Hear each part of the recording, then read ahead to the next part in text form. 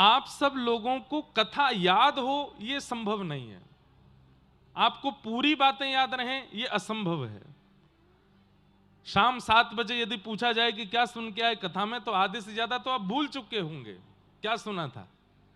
अच्छी लगी थी कथा, आनंद आया था, बढ़िया लग रहा था, लेकिन याद पूरी बात नहीं है, कुछ कुछ बातें याद है।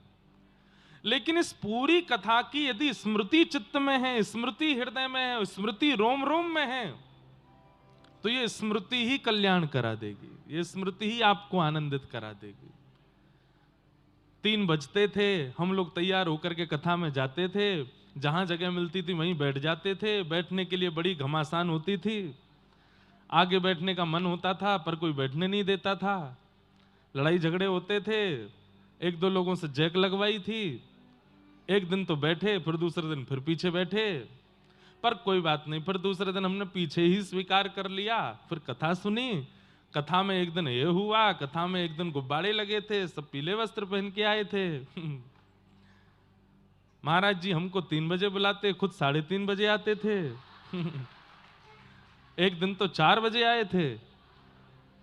एक दिन कथा में पूज्य बड़े महाराज जी आए थे, एक दिन कोई संत आए थे, श्री रंगनाथ प्रभु का दर्शन होता था, जगन्नाथ चकानयन भजन गाया था महाराज जी ने।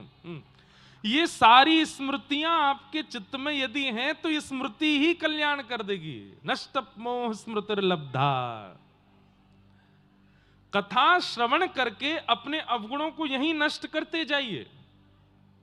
जो जो बातें, जो जो भाव बताई जाती हैं, उसको कल पे मत टालिए कि ये बात अच्छी बताई महाराज जी ने, कल से इस पे मैं इंप्लीमेंट करूंगा ना। अभी करो, इसी वक्त कर लीजिए। भाई डॉक्टर जब औषधि देता है ना, तो ये नहीं कहता कल से शुरू करना, वो कहता अभी से शुरू करो, अभी जाके 1 डोज तो अभी ले लो, हमारे सामने ही ले लो। वो अपने सामने प्रारंभ करा देता है।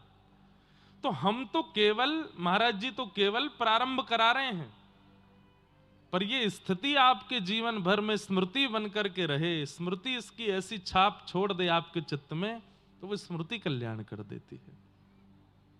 नष्ट मोह स्मृतिर्लब्धा।